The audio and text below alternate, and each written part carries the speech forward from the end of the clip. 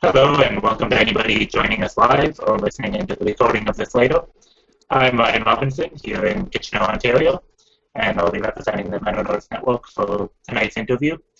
I'm excited to talk with two guests who are local to me, Jessica Reesor Rempel and Chris Brnjas, who work for the organization Pastors in Exile here in Waterloo Region. Before we dive in too much on the work that PIE does, Jessica and Chris, would you like to just tell us a bit about yourselves? Yeah, my name's Jessie. I live in downtown Kitchener. Today you're getting me fresh out of my garden. I love to have my hands in the dirt whenever possible. And yeah, I'm a fairly recent grad from the MDiv program at Emmanuel College, which is part of the Toronto School of Theology. And I attend Sterling Avenue Mennonite Church on Sundays when I'm not busy being a pastor in exile. And my name is Chris, and I coming to you from my apartment in Waterloo. We live in the basement of a house, and I graduated from Conrad Grable with my Master's of Theological Studies a couple of years ago. What else did you say, Jessica? Was there anything else that I'm missing? I said some hobbies. I like to garden. Some hobbies. Oh well, we just had someone in our neighborhood who's friends of ours who just had a baby today. So I got to see a baby on its first day of out of the womb life today, which was pretty cool. That was kind of spontaneous. So yeah, living in community, living around Kitchener-Waterloo. I love exploring the city, and yeah. My first question that comes up when I first heard of Pastors in Exile is, what's with the name? To be honest, my first instinct when I heard the name was that it probably had something to do with like missionaries in closed countries, yeah, that kind of thing. Not primarily young adults like me in Waterloo Region. So can you explain what you mean by exile and how it applies to what you're doing? Chris, take it away. Yeah, okay, so Exile is kind of a multifaceted name in a bunch of different ways. When Jessica and I started this work, we didn't really have a name for what we were doing. We just found that young adults in our Mennonite context in Waterloo Region were not necessarily being given a voice in the church. So we ended up being thrust into this role of trying to approach this so-called young adult problem, which we didn't necessarily see a problem. We saw a lot of hope in the young adults around us. So we got started in this work, and for our founding scripture passage, we are inspired by Jeremiah 29, 4-14, which talks about seeking the welfare of the city where you've been sent into exile. The Israelites at this time had been sent into Babylon. They had a new identity. They had they'd always been the people of God, but now they weren't in Jerusalem. They weren't in their home area. They'd been exiled to another place that was unfamiliar. So then the call within that was Jeremiah said, "You're not going back to Jerusalem. You're going to be in Babylon for the long haul, so you might as well get comfortable there. You might as well plant gardens, eat what they produce, have sons and daughters, seek out the welfare of the city where you've been sent into exile, and pray to the Lord on its behalf, for in its exile, in its welfare you will find your own."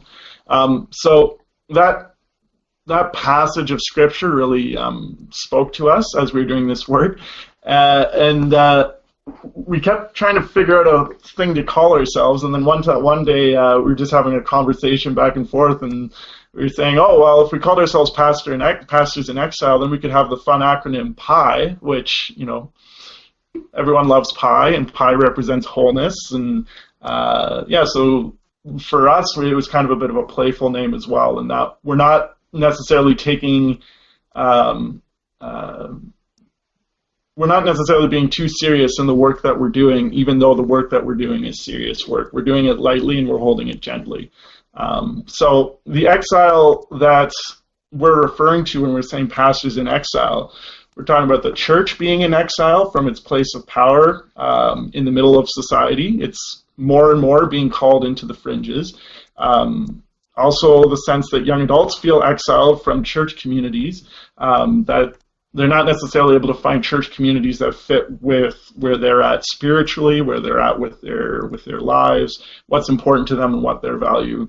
And also that we, as Christians, as Mennonites, as people who don't necessarily know where they fit, there's this new calling in exile that has us wanting to go outside of the confines of our church buildings and go out into the community and see what God's already up to.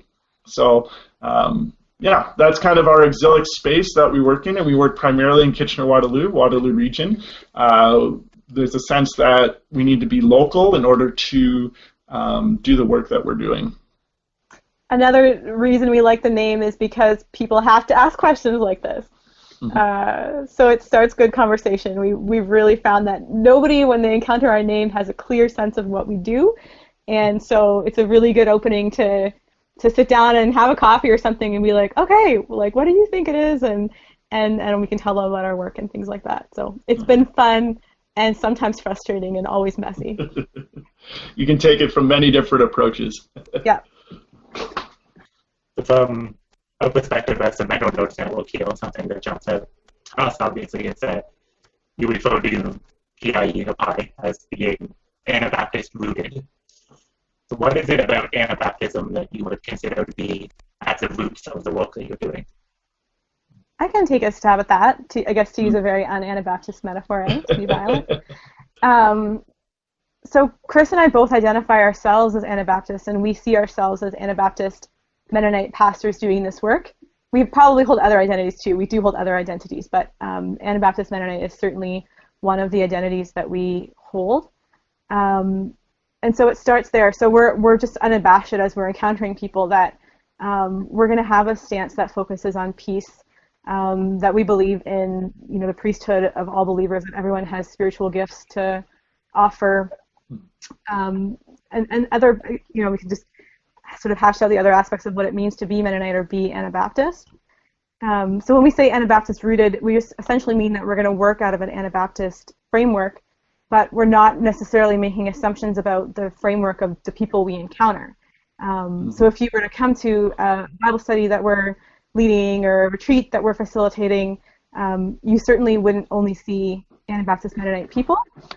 You would see people with a whole range of identities, some who wouldn't say that they are Christian or that wouldn't say they're Christian any longer, others who are from different Christian denominations, and then certainly a good chunk of Anabaptist Mennonites as well. But that's just our way of saying, hey, to be perfectly clear here, we're gonna act as Mennonite pastors, and how you respond to us is up to you. But we just don't want to sort of be like, surprise, we're secretly Anabaptist. We want to put that all up in the open. And we see that transformation as well, that Anabaptists talk about, that personal transformation being so important. It's not just, it extends beyond just the hearts of the faithful. It goes into our communities, our churches, and into creation itself too. So there's pieces of Anabaptism that we're rooted in, but then there's also pieces of Anabaptism that we're expanding upon or extending, and in some ways, PI is a very Anabaptist response to church reform, which we try to capture in the spirit of Anabaptists, which was primarily a young adult movement back in the 16th century. And are you credentialed or officially connected with any denominations, or are you freelance? Well, that answer is a little bit different for each of us, and it's really in progress right now. But we've worked really closely with Mennonite Church Eastern Canada all the way along in developing this. And right now, I guess it's fair to say we're both in the credentialing process with Mennonite Church Eastern Canada. It's kind of a lengthy process, but they're excited to see us be licensed, and they really see us as part of themselves. And that the churches where we both are members, they're excited about it too. And so the licensing is sort of coming out of our churches as well as PI. So we're, Chris and I are both in a bit of a different place as far as that's going, but it's underway, and we're really excited to just not be. I mean, at one level, we're these rogue pastors out there in the middle of the exile, but at the same time, we're excited to have just the support and also the accountability that comes with being connected to a denomination. And that reminds me of what I forgot to say in the intro. I'm a part of the Gathering Church in Kitchener, which is a Mennonite congregation that meets in a community center that's been around for about 10 years. And yeah, we're both pursuing licensing. We both want that connection and that rootedness with the with the Mennonite Church, but we also want the flexibility to move into the work that we are doing and to be able to do that freely. And yeah. We also have a really supportive board of directors that meets with us regularly and also provides some of that accountability. Part of that's just a legal requirement because we're a charity, but it's also really helpful as we're engaging with this work. And it's made up of lots of pastoral types, but also folks who've really felt that exile themselves. Sometimes those identities mix, not that pastoral types can't also feel exile. So that's been a good space, and we've had that for over a year now. So a question of terminology. We've been referring to young adults as a target group here. Is this the phrase that you usually prefer for talking about this audience? I'm not a big fan of the term millennial personally. That gets thrown around a lot, mainly because it usually is with negative connotations. Yeah. Well, I think most terms that we're going to throw out are going to have their negative connotations, because the thing about words is they get used, right? And then they get used in different ways. And so we've generally gone with the term young adult because like it allows for a certain looseness. One could be a 16-year-old on one end and feel like they're a young adult and they fit into this space. But on the other end, there could be someone who's in a church and they're the young person who's 45 years old. It's really more of kind of a state of mind of this being in this burgeoning exploratory phase of life. And for some people that that starts pretty early, others that starts late, some people that never ends. But we're also finding that young adult has some limitations in its usage as well too. This is where language fails us, because young adults kind of feels restricting or feels tokenizing in some ways, that a young adult can't be taken seriously in terms of serious church conversations, and that's actually something a stigma that we're trying to avoid and push back against. So we use the term young adult, I'd say a lot more than we'd use the term millennial, but even then there's significant limitations with that word. And we've also discovered as we encounter this work that it goes so much farther than just the young adult community. Mm-hmm. Lots of folks come up to us and are excited about what we're doing from all generations, and there are so many people that have felt that they have never really fit in a traditional church context. And so we're beginning to wonder about what it would look like to bring this work even farther beyond young adults. And that exists already, as we're, we had an event recently, an Easter sunrise service, and there were people from 2 years old to 75 years old there. And we're really excited about that, because the one thing we do know about our generation, whether we call that millennials or young adults, whatever it may be, we don't want to be isolated. We don't want to be off on our own or tokenized, like Chris said. We're excited about intergenerational relationships.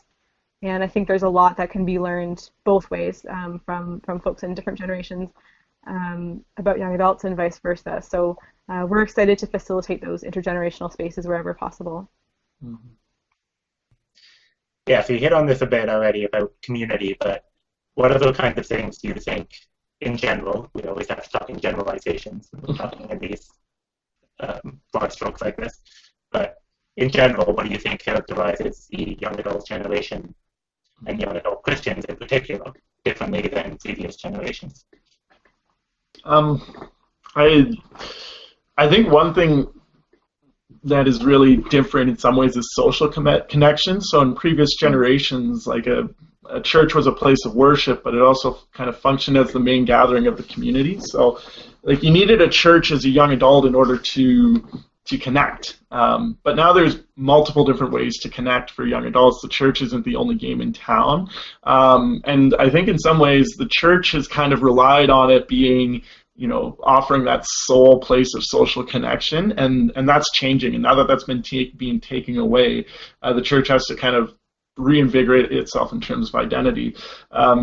So another thing I see in young adults is there's just a more intuitive awareness and value of diversity as well. Having grown up in more mixed environments, whereas in prior generations there might have been sticking or with one or two traditions that defined who they are. Young adults have a whole eclectic environment around them, where they're really having to engage with people who have different identities than them, come from different traditions, and it just happens to come a lot more naturally.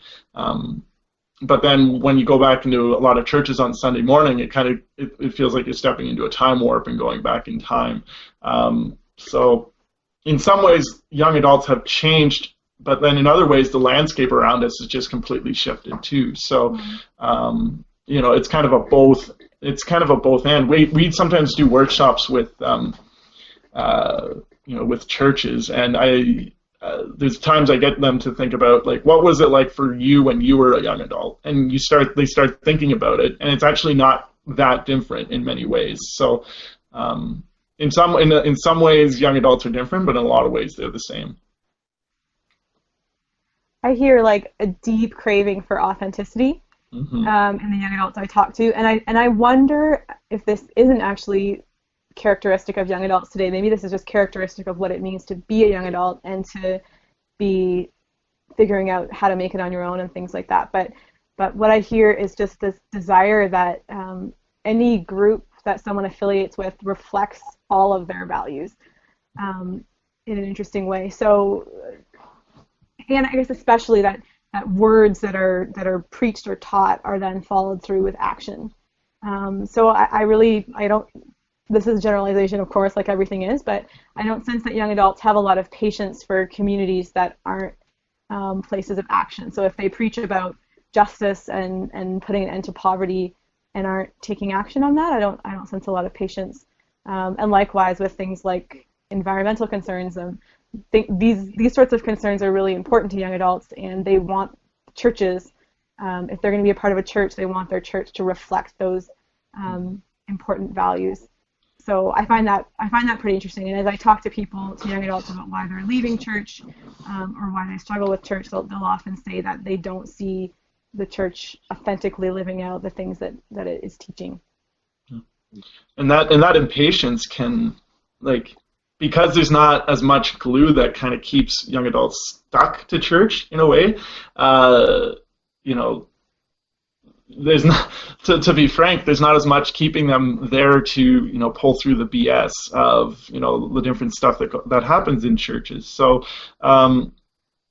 like, if there's other communities out there that can fit the needs in an equal kind of way to the church, why stick with the church if it feels like you're literally walking in knee-deep mud with every single thing that you do? And I think then yeah, go ahead. I was just going to say, I think the critique that I would put, and this would definitely be a critique of myself, and I think some others of my generation as well, would be, we're searching for these places of perfection, because we want a church or anywhere else to not be a place where we're walking knee deep through mud, that we can become very picky and very selective and sort of say, well, this place isn't perfect in all these ways, so I'll walk away from it. And where I get excited and energized is when I see people who are willing to deal with the crap and try to make a difference there, and sort of acknowledging that, you know what, I'm going to decide to root myself here. It's not perfect, nowhere is, but this is a place where I feel like I can actually work towards transformation and help to bring out some of that authentic Jesus living that I value seeing. I'm just going to go there and be myself, and you're just going to have to deal with me. Yeah. Which, and there are quite a number of congregations that are, that are willing to have these dialogues and engage with them, to engage with them, us, young adults. Both Jessica and I are part of faith communities where we've we felt accepted, we felt included, and we feel like we're able to have some of these dialogues and relationships that we just can't find in other places. That's why we keep going into our church communities, and that's why we're doing the ministry that we're doing, because church has had a powerful impact on our lives, as critical as we are about it. Yeah, so moving to something a little bit different. One blog that I saw recently on your website, pastorsinexile.org, that you wrote, Chris, was a little over a month ago, talking about racism in the Mennonite church. And like me, you came to identify with the Mennonite tradition a bit later in life. You were not, quote-unquote, born a Mennonite. Can you talk more about that experience as coming in from outside the Mennonite tradition and how the Mennonite church can do better? Mm-hmm. Yeah, so like a little bit of context. Like I would be, I don't know, second or third generation Canadian. I don't know what the titles. My dad was born in Croatia at the time it was Yugoslavia, and my grandparents on my mom's side came from Poland before World War II. And those are both European countries that have definitely had their share of being under the foot of empire in one way or another. But my parents all grew up Catholic, and then they kind of had their own journey where they went Anglican, and I was actually baptized as a baby Anglican. Then we moved into the Brethren in Christ Church, and then finally they became pastors when I was a teenager in the Mennonite Church. And so I've been baptized twice. Some would say like, "Oh, I'm a true Anabaptist" or whatever, as if baptism's the only thing about Anabaptism. Yeah, I found a home here, and it's interesting because I've kind of grown up around Mennonites in so many different ways. Like growing up in Wellesley, which is a small town 20 minutes west of here, like that's a very Mennonite town, even though I wouldn't have identified as Mennonite. I went to a Mennonite youth group when I became Mennonite. I went to a Mennonite college. I go to a Mennonite church, but I often get these looks and conversations from people saying like, "Oh, Brnjas, that's not a very Mennonite last name," or there's the kind of like this passive aggressive feeling of like I'm excluded from these conversations because I'm not a real Mennonite. Like being Mennonite by faith is not a real Mennonite. Like I don't share that ethnic and cultural component. But the thing is about the blog post that I wrote is it wasn't necessarily meant as a finger pointing. Because I think oftentimes when Mennonites are accused of stuff, we get into a sense of, oh, well, what can we do to change, right? And it becomes very focused on like, okay, if I do this and then do this and do this, then I will be good, right? And that wasn't my point. My point was more, we have to educate ourselves on a whole bunch of different things, that we carry as Mennonite people, as privileged people, as people who benefit from white privilege, and what does that mean? And also the complexity of racism isn't just something that you see with police officers in the States and in the Black Lives Matters movement. You don't like that. That is the fundamental part of racism, but it also comes out in so many different ways as well, both on large and small scale. So basically, I'm more of a writer. I'm no expert on racism, so I'm not necessarily the best to say like this is what we should do. That racialization I've experienced is so tiny compared to what a lot of people have experienced, especially in Mennonite circles and beyond. I literally just read Trouble I've Seen by Drew Hart, a fellow MennoNerds blogger. It's a fantastic book. And a few other books that I was just like, yeah, this is like I can understand this, and I can get small parts of it. And let's just name this in our own community. What's going on? How can we approach this conversation of racism and how we marginalize people who come from other backgrounds without even necessarily realizing it? And most of the Mennonite Church, I've never felt overt racism, because that's just not something I've experienced, but I know many people who have. But I do feel kind of on the outside because I don't share in with that identity, which has become more associated with power and privilege than perhaps it was when it was persecuted in its past. So I don't know, like that might have been a bit of a long meandering trail, but I think one of the things we need to be doing is to be naming these things and having dialogue about it, and that's what that blog was trying to do. And it seemed like a lot of people wanted to have that dialogue, so I thought it was good. Well, and I go to like the diverse Mennonite church in our community in terms of ethnicity, and we're like 95% white. So it's like it's. It's complicated. It's not I think it's like being aware, but it's not something you can just intellectualize and be like, okay, we get all the ideas and therefore, we understand what we need to do. Like we actually need to keep pushing out against these boxes that kind of make us want to be with people who are the same and like us, and move out into living life with more people who are have different experiences, have different stories, and learn from each other and grow from each other. So, yeah, I mean, I think there's that intellectual piece. There's naming it, and also just sharing life with people. Yeah. And there are really beautiful examples of where this is happening in a Mennonite context. I was really fortunate to grow up at Hagerman Mennonite Church, and Hagerman Mennonite Church for many years has shared a building with the Markham Chinese Mennonite Church. And so these two churches, while they worship separately, they do Sunday school together, and many times a year they worship jointly together. They've since been joined by a Tamil Mennonite church. And it's a really beautiful and powerful place there to be white actually is to be in the minority.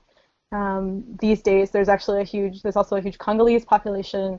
The pastor is a person who is originally from the Congo, and that has really influenced the whole tone of the community. But so that's my home church. I'm a little bit biased, but I think it's a really cool place to be, and I feel like it's somewhere that other churches can learn from in terms of what it means to be together as the diverse body of Christ and as people of diverse Mennonite ancestry.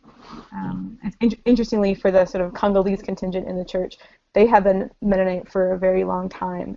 It's easy to forget that, but Roberson and Baimbula, who's the pastor there, he comes from a Mennonite family in the Congo who have been Mennonite for generations back, Mennonite pastors for generations back. So that to say, I feel like there's a lot to learn, and there are places where it's happening quite beautifully, quite profoundly. Nowhere is perfect, and white privilege, white power is a really hard thing to shed, and I don't think it's been completely shed there either. But there are places where people are giving it a try. Yeah. And that's a great example, Jessica. And like another one that comes to mind for me is I had the opportunity to spend 4 months at Meseret Christos College in Ethiopia, and I was one of three white people living at the college, and it was 120, 140 Ethiopian Somali pastors, and I learned so. This was before university. I learned so much in that context, and this is a Mennonite. Going to Mennonite Ethiopian churches in Ethiopia was completely mind blowing. It expanded my world in terms of understanding who Mennonites are, and how diverse a group it is. And I think we need to break this myth that Mennonites are, the real Mennonites are culturally, are Swiss Mennonite or Russian Mennonite or Old Order Mennonite, or Mennonites are just such a beautiful and diverse community that reaches across the globe. We have some great content within the MennoNerds network dealing with racism in various ways. I mentioned Zuhard in his book. We had him on our podcast not too long ago, a few months ago, talking about it. So I would defer to them. Yeah. They're not book with three white people talking about it. Absolutely. Reference back to some of those ones for anybody listening who wants to dig in more. Okay, so let's talk about some practicalities. What what does your ministry as Pi look like on a regular basis? What kind of programs are you doing? Yeah.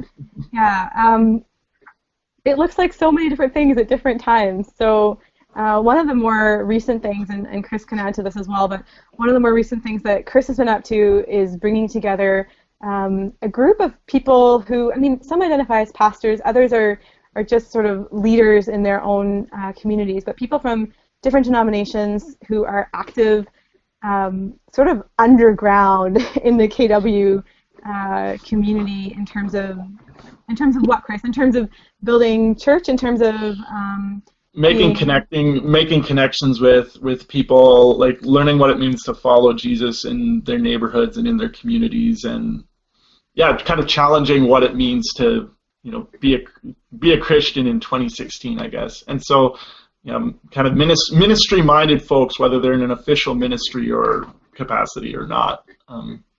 We call them exilic apostles, I guess, was the group. So Chris is and actually working with another young adult to organize these exilic prayer lunches every month, and they're taking place at a local restaurant, Ellison's Bistro, that's really been influenced by the light rail transit construction.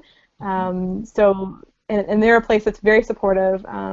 They're excited to have people in there and talking about their faith and praying in that space, and they're also really happy for the business in this difficult time. So so exilic prayer lunches are one thing that's sort of newer and that we're excited about these days. Another exciting and new-ish thing that we've been up to is a group called Exploring Your Spirituality, and this is also a monthly group. This spring it has been generously hosted by Queen Street Yoga, which is a local yoga studio in Kitchener. And each month we've brought in a spiritual director from the Mennonite spiritual directors of Eastern Canada to teach a spiritual practice. So far we have had someone come in and teach Labyrinth, and another come in and teach Faith Imagination. Coming up this month we have someone coming to teach Body Prayer and Dance. And so each time there's been about 20 people show up, mostly young adults. And these are folks, I mean, quite diverse in terms of religious background, in terms of church connection now. A few would be still very involved in church right now, and many others would have sort of given up on the idea of church, but are really excited to think about themselves as a spiritual being, and to find a way where they can learn more about spiritual practices and sort of exercise their spiritual selves, but in a setting that's not a church building. We had heard people asking for a space, a group that met in not a church building, because there are just people that aren't ready to be in a church setting, that have been wounded in a church setting, and have a lot of baggage associated with that. So we're excited about that group. So many other things are happening. We're meeting one-on-one with people and just listening to them, hearing their experiences, connecting them to each other. Very occasionally, we're connecting people back to a traditional congregation because they're looking for that, and they might just not know where to start. Mm-hmm. So that's definitely part of our work. And then more and more these days, we also are asked to do workshops and to preach. We've preached at most of the local congregations in Waterloo Region in terms of Mennonite congregations. And I guess I should say another group that I've been facilitating this year that I've been really excited about is my feminist Bible study group. So we have been bringing together people that identify as women since October for a weekly Bible study, and we're really explicit in calling it a feminist Bible study. And this came out of listening, out of hearing a need for a space where women could gather and talk about what it means to be feminist and also Christian, to hold those dual identities. And the Mennonite Church right now has all kinds of struggles in terms of being inclusive places, and it's really on my heart this week in light of the shooting in Orlando that the Mennonite Church has a long way to go in terms of being affirming, accepting to people in the queer LGBTQ community. But in addition to that, we also have a long way to go in terms of undoing patriarchy in our in our congregations. And I think those two things are really linked. But I heard from many women that they wanted a space where they could gather and where they could actually begin to read the Bible again, but ask hard questions, ask about the gender of God, ask about the power dynamics that are playing out in the Bible itself, and just to feel comfortable doing that in a way that people haven't always felt comfortable in a congregational setting. And people hold many identities there, so it's also often a place where we do talk about what it's like to be Mennonite and queer. That's an identity that some people in our group hold, and other things. So that's been a powerful space, and we met from October through till April, and we'll be really excited to start up again in September. I think we're going to read Esther in September, which will, I think, prove to be a good time. I don't know how Esther can be bad. And also with that, like the blog has been a way to, well, for Jessica and I to provoke questions that we think need to be asked about, racism, sexism, exclusion, why people don't go to church. We're basic, and then we also have young adults from the community speak about issues that they're passionate about too. Just trying to give as much voice as possible in a way where voices can be not set aside, but where the questions have to be taken seriously.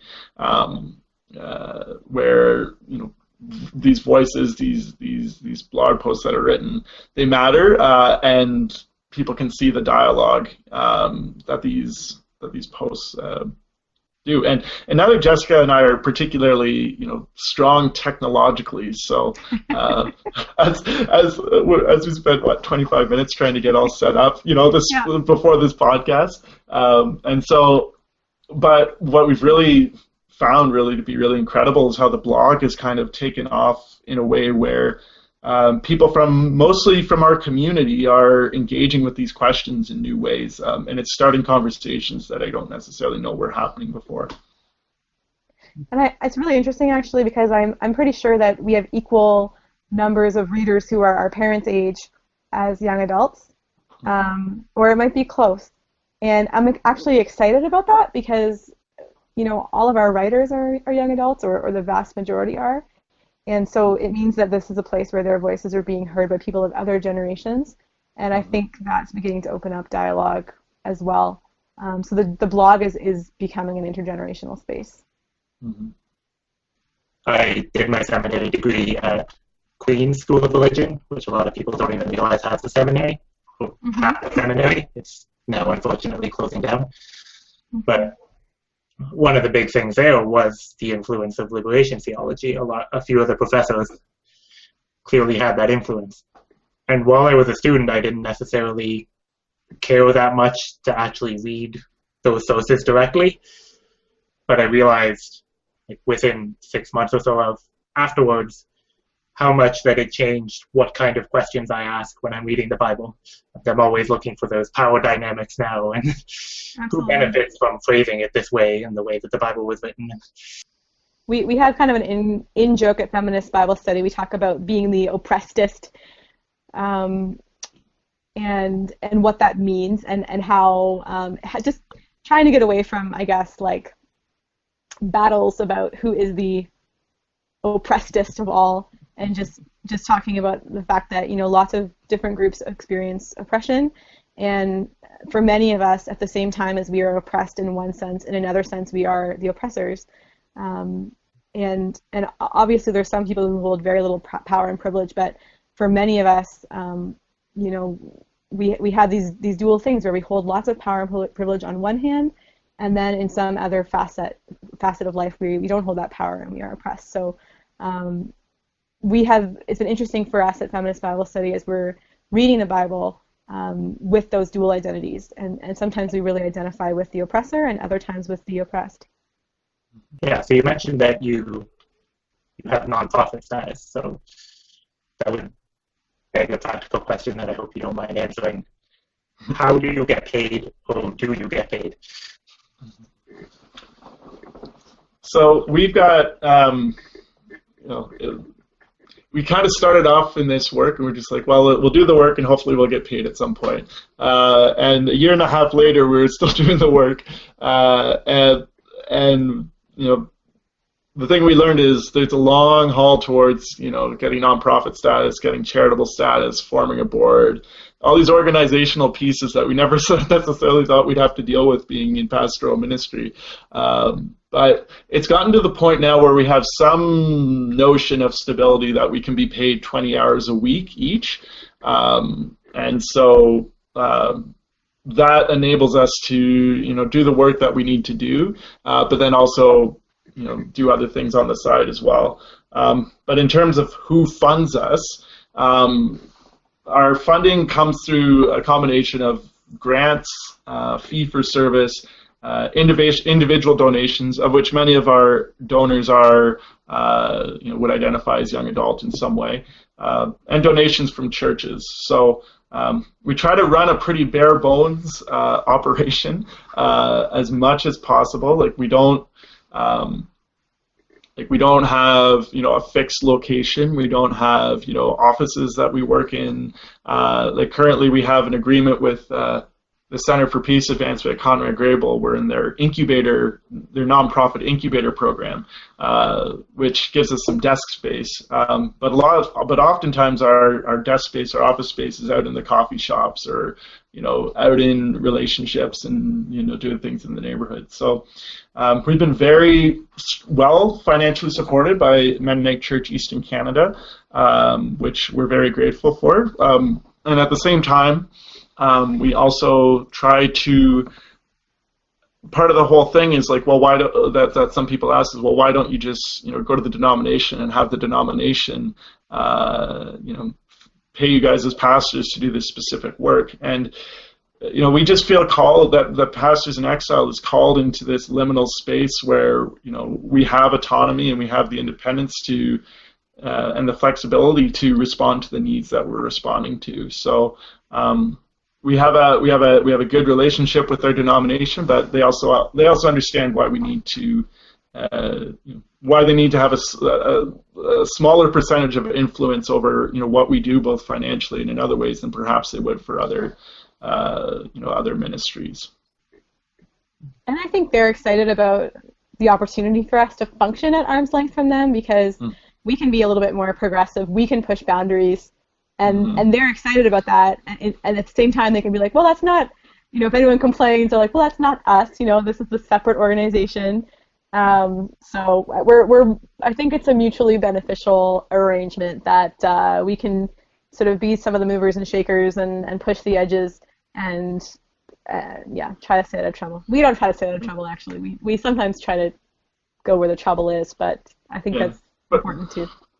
But oftentimes we find that because we're in the space that we're in, when we go into things that might be troubling, and we say things that might be troubling for people within church context, actually we get a lot of affirmation and encouragement from people, and it allows other people to have a voice in the conversation that they might not actually have been allowed to before. So that's something that's actually been surprising me again and again in doing this work is, how being in this, middle liminal space doing ministry, when you're pushing to be as authentic as possible, even if that means going into some hard truths, people are really willing to listen and dialogue with that, from that space. Yeah, so feel free to shameless plug. If somebody is listening to this and wants to support you financially, how would they go about doing that? Go to www.pastorsinexile.org and click Donate Now. That's the easiest way. And what we're really excited about these days is folks becoming monthly donors. Even if that's just a few dollars a month, that really provides some sustainability to us, because we know we can depend on you month after month. So when you click that Donate Now button, it takes you right to a page. It's a secure Canada Help site where you can enter credit card information and things like that. And because we're a charity, it means that when you donate to us, you will get a tax receipt. And rumor has it that occasionally our donors also receive home-baked pies. Yeah. Before we wrap up, any other lingering thoughts that we haven't touched on so far? I think a thought that's sort of just sticking with me as I'm thinking about maybe who's listening to this in different parts of the world, really, is I'm just so curious who else is doing this sort of work in different places. And people often ask us that, like, who else is doing this? And we keep trying to build those connections, but it's actually really hard to know because we're so localized, and I think there's lots of others who are doing local things as well. So I guess just like a word of encouragement to folks to find ways in their own communities to transform the church and to transform Christianity, to transform their way of practicing faith in their own communities, and their ways of doing that might look very different than ours.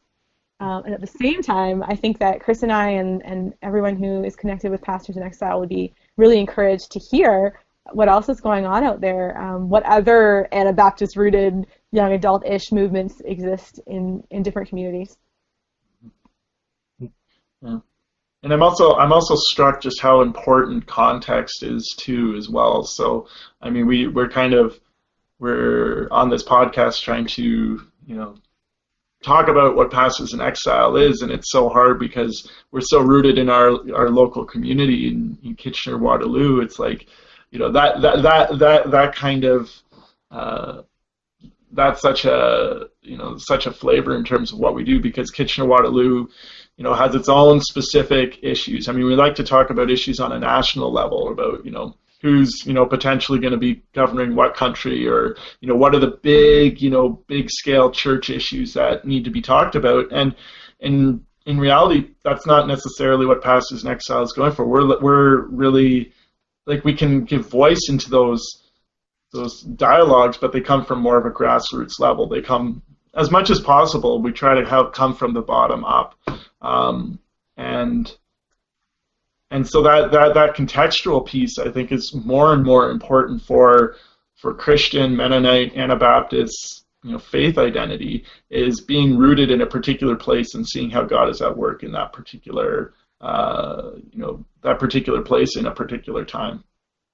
And it's so interesting. We're three people from Kitchener-Waterloo talking in three people in Mennonite churches in Kitchener-Waterloo talking about this localized ministry and trying to elucidate it in a way that spreads out to the whole world or whoever's listening. And the thing is like something like Pastors in Exile.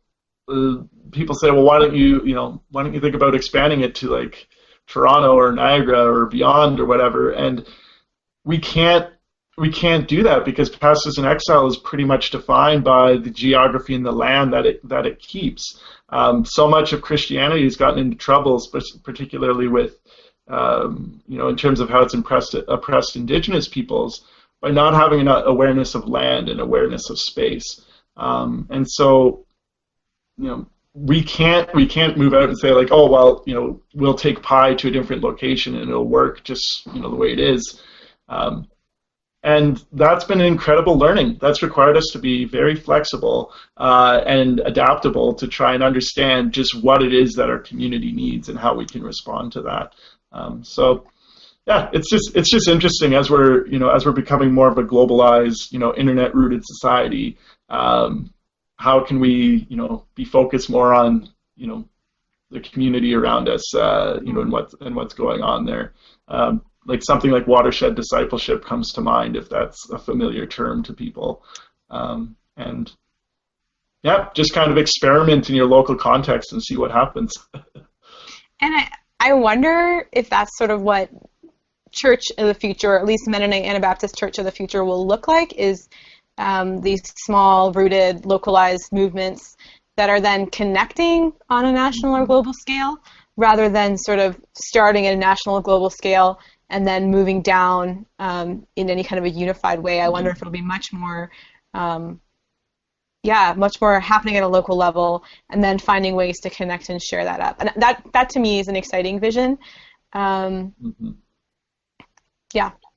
not to start speaking into the Canadian Mennonite church upheaval right now, but I think there's a way beyond all of the drama of that. Really, what Pastors in Exile is about from our Jeremiah 29 passage is a future with hope. That there's a future with hope for everyone, and that includes the Mennonite church. So. And also recognizing that Jesus never traveled outside of walking distance in his lifetime, other than going to being a refugee, going to Egypt. In terms of his ministry, everything he did was within walking distance. So everything was rooted in the land. Everything was rooted in the context of his people. The people in his community under the oppression of the Roman Empire. And like one of my favorite things about what we do with Pi is that so much of our work is walking, biking, busing around the city, grabbing a car share, grabbing a car, and having these kind of mixed modes of being rooted in the local community. It's just something that is encouraging to me, that the church is starting to think about these issues a little bit more, and how we can apply them to our own context. Something like transportation was never thought of as a faith issue before, but it has implications that as followers of Jesus we need to be aware of. Mm-hmm. Yeah, this has been a really good conversation, I think. Thank you again for joining MennoNerds tonight, Jesse and Chris. And where else can people find out more of what you're up to? Website, social media, connecting in person, whatever. Yeah, definitely. You can follow us on Twitter at Pastors in Exile, Facebook as well. On Facebook you'll see posts about what we're up to. You'll see our blogs. If folks are interested, they could also sign up for our newsletter, A Slice of Pie, that comes out about 3-4 times a year. And Chris, what's the best way to sign up for that? Well, if you go on, that's a good question. If you go on, talk to us. Like, our emails are on the website. If you go on Twitter, it's the pinned tweet to sign up for the newsletter. Facebook is kind of our general best way that we use to communicate and dialogue with people. It has its limitations, but it also has a lot of benefits too. And just go read the blogs. There's a lot of different posts from, and maybe there's one or two that might speak to you. So at pastorsinexile.org. But yeah, if you're interested in talking more, email either myself at chris@pastorsinexile.org or Jessica at pastorsinexile.org, and we'd be willing to talk more about what it is that we're doing. If you're local, you can also contact us to get together in person. That's really our best mode of communication, is in person. Yeah. So we'd love to just get together and hear your story, and also find ways to connect with you or your congregation or things like that. So don't be scared, reach out. For anybody who's listening, for more information on MennoNerds, you can go to MennoNerds.com. It's in my little lower third thing at the bottom of the screen there, for those watching on video. Or you can find us on most major social networks, primarily active on Facebook and Twitter, but on a couple other ones too. Thank you all for joining us. Bye.